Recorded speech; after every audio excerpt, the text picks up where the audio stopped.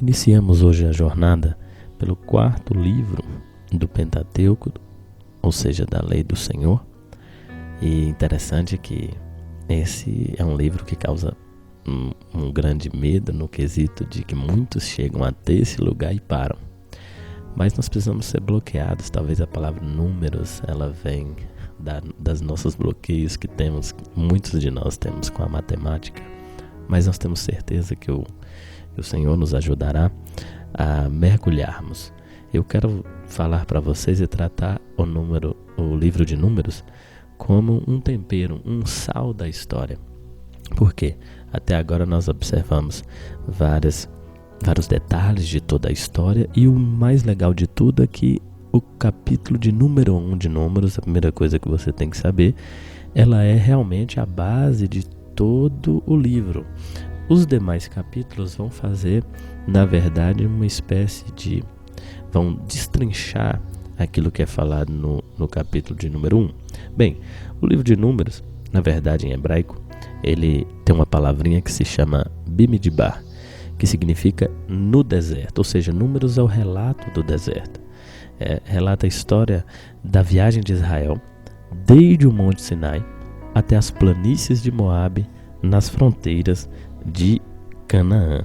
Então, o nome Números, na verdade, é derivado pela formação das tropas do exército, que ela foi feita durante a preparação para a exploração militar e a entrada na terra prometida. Então nós vamos observar durante todo o livro a primeira tentativa, a segunda tentativa, ou seja, uma exploração militar, uma empreitada, para destruir os inimigos até o estabelecimento do seu reino através da Nova Canaã.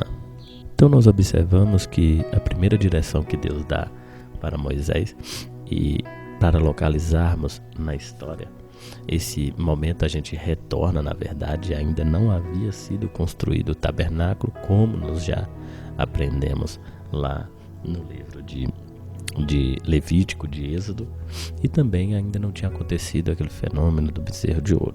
Então, antes disso, introduzindo a história, por isso que eu digo que é um sal, introduzindo a história, colocando um complemento na história, Deus ordena a Moisés a separar um líder de cada tribo, ou seja, das 12 tribos de Israel. E é interessante que no final das contas, esse censo dá um total de 603.550 homens a partir de 20 anos de idade.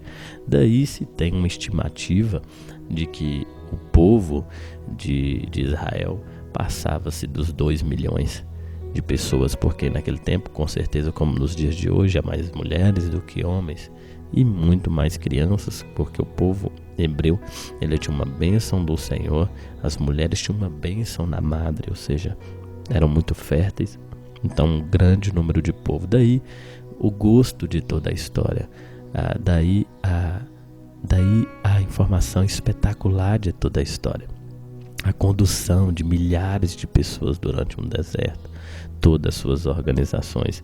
Então, observe que é tudo bem organizado, tudo bem contado. E o objetivo desse censo, na verdade, era para que levantassem ofertas que fossem niveladas por todos para a construção do tabernáculo, bem como a sua organização acerca da luta militar e da marcha, onde nós podemos observar que à frente, a primeira tribo à frente era a tribo de Judá e seus adjacentes, depois a tribo de Ruben. O tabernáculo ficava exatamente no meio entre as duas tribos.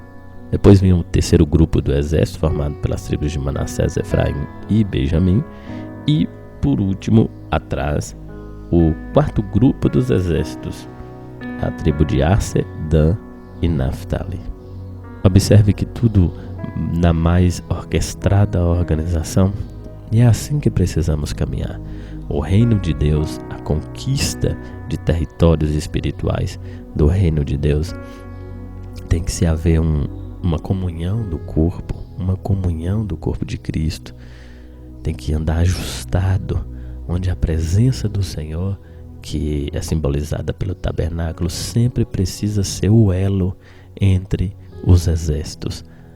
Que o Senhor nos ajude, em nome de Jesus.